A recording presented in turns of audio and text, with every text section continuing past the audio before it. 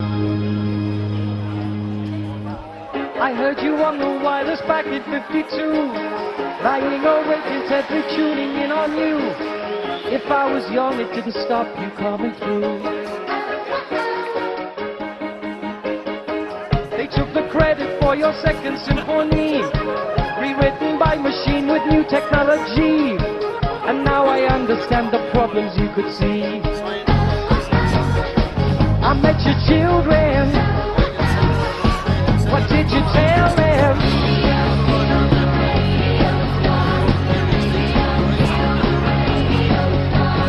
Bitches came and broke your heart. And now we meet in an abandoned studio. We hear the playback and it seems so long ago. And you remember the jingles used to go. You were the first one, too bad the last one.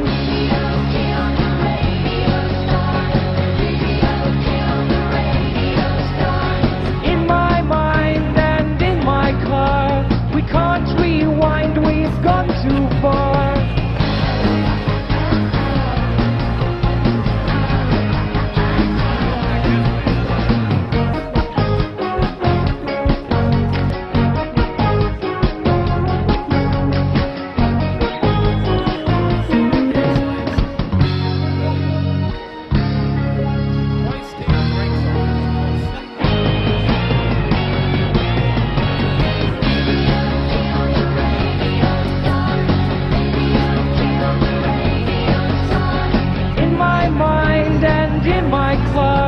We can't rewind, we've gone too far.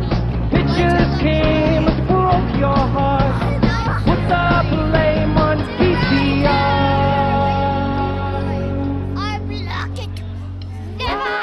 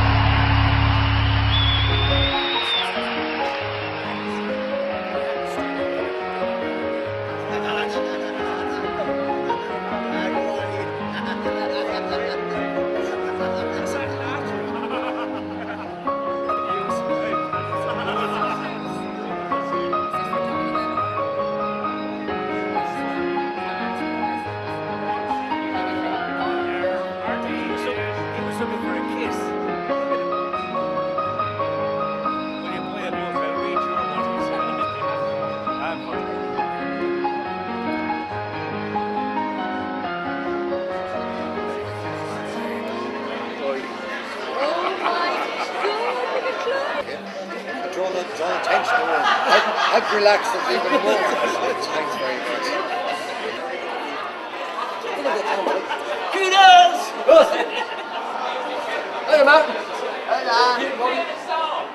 Pirates, welcome to a night that you will never forget.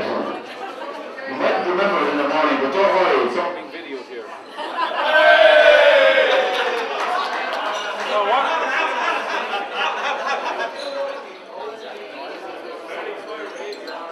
Yes. 1, 2, 3. I just got another review. Good evening, broadcasters, past, present, and future. And actually, even though you might have been a broadcaster in the past, doesn't mean you might not be again in the future. Things are going in radio. There's a lot of experienced people here tonight, a lot of talented people here tonight. And it's actually incredible that we're all in the one room. We all have memories of what we did, what we were going to do and didn't get to do, so maybe you will still get a chance to do it, who knows. Dr. Underdoes is here. He was the zaniest character I ever met on radio. microphone problem. Won't use my microphone. Doesn't need a mic. He never did. I want you to try and guess which radio station was responsible for my mic malfunctioning. ABC, Shoreside, or WRFM. Lads, it's a great privilege to be here tonight with Rick Whelan. Normally Rick only shares the stage with one other person, Jack Daniels. Change it to Jemison, actually. Jemison these days. He's buying Irish, he's supporting Irish at the moment. But no, I'd just like to say, lads, that Frankie King has bought a drink. There's a miracle now, lads. Film that. You'll never see that again, I tell you that much. God only knows what's in there. Ginger ale, Rick, check it out. That's not whiskey, I can guarantee you that much. But when Brian Kennedy was telling me there was a book coming out, I said, you'll never get these guys in the one room together. And I'm amazed that, you know, a row hasn't broken out yet. Because I was out at the front door, Rick, with Matt Keane. Where's Matt there? He's dressed like a bookie, and I said to Matt, are you laying bets on who's going to start the first row here tonight? But he said no, he was going around with the hat later on, in case Brian doesn't sell enough for the bookstore. But Rick, let's talk about you, because you were the man who began radio in Waterford City. And I'd like that to be accorded tonight, because Rick Whelan, give him his due. That's the earliest memory I have of Rick out in his dad's cowshed, milking airwaves when he should have been milking cows, getting antenna up with Ginny O'Jani and putting WR-FM, well, it was Waterford Local Radio at the time. I've just been informed by Timmy Ryan over there. Timmy is my memory man here tonight, filling in for Jimmy McGee. Anything I forget, Timmy will tell me. So Rick, could you just tell us about those early days when you decided to set up a radio station in your dad's farmland? What gave you the idea? What was it all about? Actually, I suppose if the truth be known, it was about looking better in the dance hall or the disco, so you might actually be able to get off with a girl who was always saying no. No. Kinda, actually. Didn't work, Rick. Yeah, I know. I should have gone into TV or something. Just asking, like, can you recognise any of your children in the audience tonight?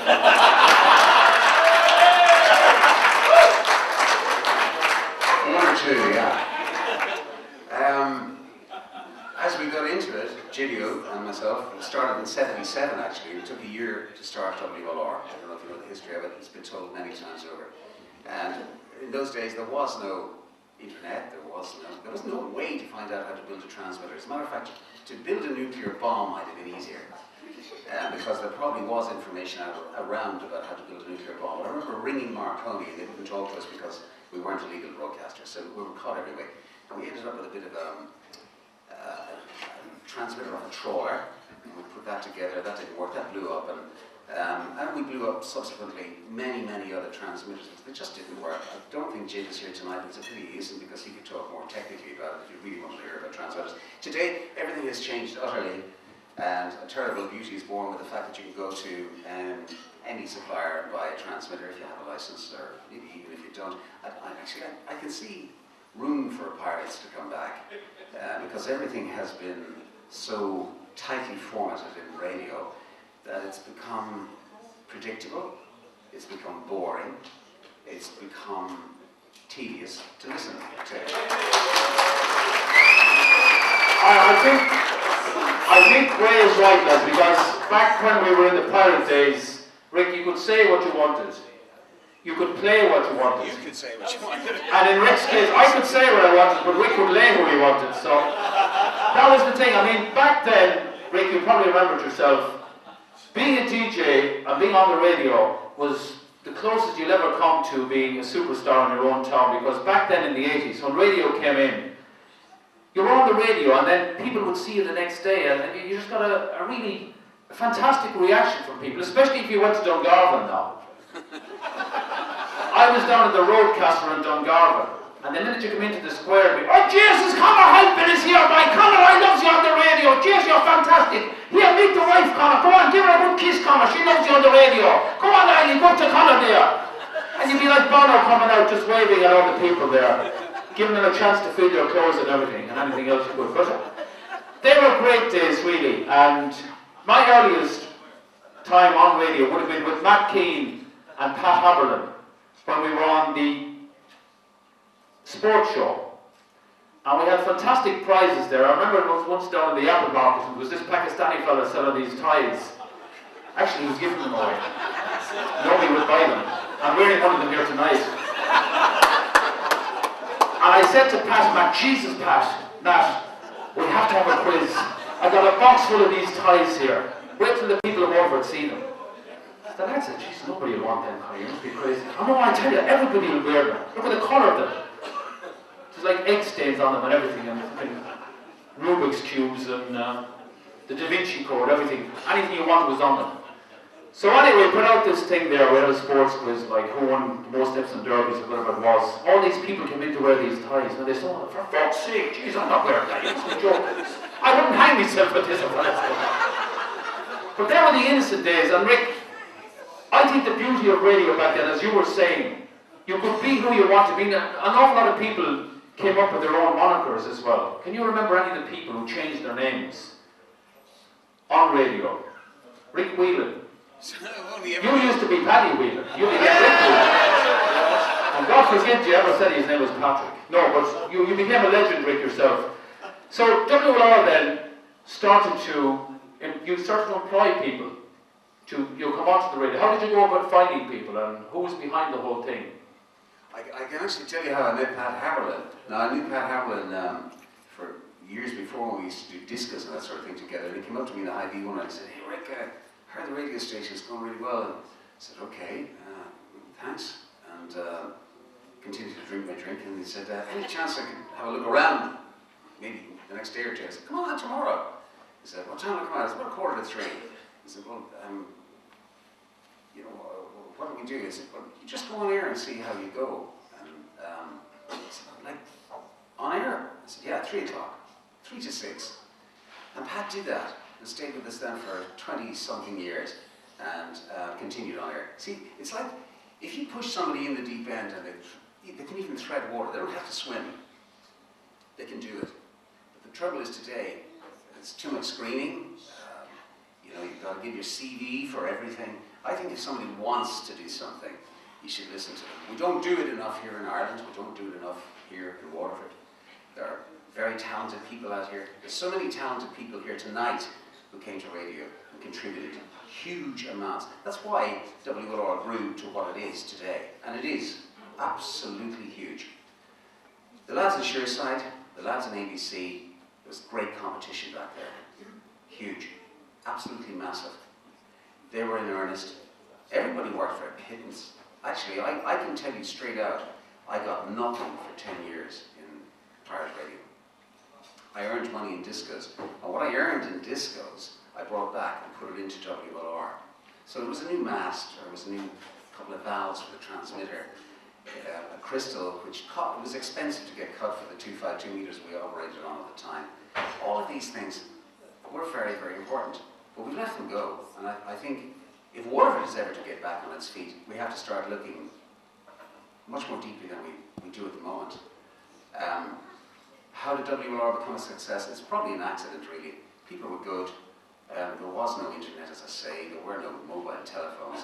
If you wanted to make a phone call, in Carrick, you had to book it. You had to actually make a phone call to Waterford. And people used to set up that woman actually who used to book all those calls, and they'd give all kinds of scandal on the phone because they knew she was listening in. And she would get all the wrong information and give it out to people. But these kind of things happened. And we had to book an international call. You had to book a call to Australia or to America. Today, you can pick up your mobile, text your son or your daughter in Australia, your cousin, your aunt, anybody, and they're back to you within seconds. That's the difference. WLR was necessary at the time, but it happened in WLR. It could have been Sureside, and it could have been ABC, and the lads did a fantastic job. We all competed, and the competition was amazing. Let's talk about ABC and Sureside there, Rick. I mean, when ABC came into Waterford City, they had a very romantic setting in a caravan overlooking a cliff in Tramore. So they were either going to succeed or swim their way back to England in a caravan. But they had fantastic people, I have to say, and they seemed to be ready-made DJs. Every one of them was tremendously well spoken, and they had a huge knowledge of the English language, and they had, which we had to correct them on many times, and they had these catchy jingles that seemed to be from Radio Caroline and places like that, and you know, we have a few of them here tonight, and I did say to Brian, I says, Brian, would we recognise each other? He says, don't worry, I have the name tags just in case. But people like Clive Derrick and Steve Silby, who had, I thought, a hilarious name when I heard it, Dickie Danes or Dick Staines or something like that. I said, is this guy for real? I'm Dr. Underdose, but I can't compete with this fellow. Who is he? Where did all these stains come from anyways? And we have Kerry Gray, a fantastic newsreader. Andy Green, a bit of a genius. He was kind of ABC's Gidio Johnny, or Gidio was our Andy Green, whichever way you want to look at it. He's close, but no cigar. Well, I think he didn't blow up as many areas as Gidio did, but anyway. Our creator's much smoke, you're going to look at. No, we're not here tonight, lads. As I said, seeing certain people in the room here tonight still kind of getting on, I say there's peace, there's hope for the Middle East peace process, that's all I can say. But I would like to say that ABC, like Rick said there, I think they raised the bar when they came into the equation. And I think the people that they had there were very personable. And I didn't feel any divisions with them really. Because a great friend of mine, whom I'm thinking of here tonight, Jaime, he had been in South East London, as he used to go on about. So he brought a lot of sophistication in. And when the English invasion came in, I think they were welcomed. Maybe not by WLR, but I think if WLR considered what happened was, the bar was raised, WLR had to work a bit harder, Rick, the jingles had to improve. You didn't have to because you were a genius anyway. And then we had Shoreside, and I think Shoreside had a huge following. It's like Man City and Man United, you know, two big teams. So everybody gained, and a few Dublin DJs came down. And the first thing they said to me, they can't believe the standard of radio presentation in Waterford City, with 3 fantastic radio stations. I think we were the envy of the country, because even Radio Nova and Sunshine in Dublin, I thought they came down and they said, how can you sustain 3 radio stations, all that talent, all that jingles? And we covered so many different things, so many aspects, you know, like there was sport, you know, Dermot Graham, a fantastic guy, you know, every bit as good as Gay Byrne or anybody like that, and he liked to cause a bit of controversy, and he certainly got people speaking in Waterford, and he generated his own stories, people like that. And then, as I said, with Shoreside, I wasn't really on there with Eddie Cody, went in for a few interviews with Eddie. This is John Ferguson, Buddy Stewart was not with us tonight. JJ, everybody, he was like there, and Tony Weldon. So we were really blessed with the standard. And I think you should all give yourselves a round of applause, lads, because you all created that fantastic legacy that Waterford has. Yeah, we're brilliant! Woo-hoo! Jimmy Ryan, the greatest breakfast DJ. More women have woken up with Jimmy Ryan than they did with Gordon Beatty, let me tell you. And they still do. He's still there, 30 years on, he's still in position. And I definitely think he's going to get the 50 out of it there. So we're going to be inviting up a few people. I'd just like to say a few words about Jaime Griffin, though, because I always look at us, we were the sons of radio in Waterford City. But I always thought Jaime, he was the godfather. And he had a word, a kind word, always the kind word. He had a kind word for everybody. And he was a mentor. If it was Rick Whelan, Alan Feasy, Liam Walsh, Conor Halpin, Dickie Danes, Clive Derrick, whoever it was, Timmy Ryan, he always had a word for everybody. Colin Kennedy. Do you know what I mean? He kind of encouraged you. And he liked your program. He gave you ideas for your program. And we did a funny thing with Jaime. We used to do a thing called sending Jaime off around the world. Once he went off in 1982 to Spain as Humphrey Ball. He was the soccer correspondent. I mean, Jaime didn't know a whole lot about sport, but he did know about racing. I don't know how many free bets I had with him, tax-free over the years. I'd like to thank him for that. Because when the government were charging 15% on a bet, Jaime would do it for nothing. But we'd send him off, and people would say, Jesus, Jaime, you're back. You were out in Spain, you're back. Oh yeah, lads, I came back on Concorde. He always had a quick remark. And we sent him out to the Philippines. There was this guy, Cardinal Jaime Sin. Jesus, what a gift that was, what a name like that. So Jesus, Jaime, you have to go to the Philippines. And you have to report on the civil war against Marcos. And Jaime was meant to be in a square overlooking where all the fighting was going on. And I came across these discs up in WLRFM with gunfire on them, bombs, bullets, shooting, the whole lot. So I said, Jaime, I want you to report on this war. So Jaime said, Jaime, you're in the Philippines. That's right, I'm coming to your life in the Philippines. I'm just overlooking the main square now. I'm going to have a look out my window. I put on the CD of the sound effects. And Jaime went, oh Jesus, I'm shot. Oh Jesus. Jaime, are you okay? That's all the listener heard. Jesus, I said to the auctioneer, Jaime has been shot. He's been shot in the Philippines. And that's all I said. And I said, I can't go on. The program has to end. And a guy was walking down John Street the next day. Jesus Christ, Jaime, I thought you were dead. No, lads, he says. I just got grazed. How come you're back so soon, Jaime? Concord. Jaime was the most frequent flyer on Concord than anybody else ever existed. But he was that sort of a character that he just raised the spirits of any gathering he was in. And I think everybody, I didn't even know he had a surname. You know the way people like Elvis and Rick are known by just their first names. Jaime was the same. And he always had funny sayings like, for instance, he'd always go into a hotel. He'd give a tenner to the waitress, give that to the chef. He had a terrible fear that the chef would poison his food. And when you consider all these programs on the TV, he said the chef has the most power in any restaurant or hotel you go into. So he did things like that. But he always said, always the kind word. And words like, be lucky. So I'd like to remember him with fondness here tonight. And I'm sure you'll join me in raising a glass to Jaime tonight, ladies and gentlemen. Thank you very much. I'll tell you about what happened. Connor, when he was on air, he had the undivided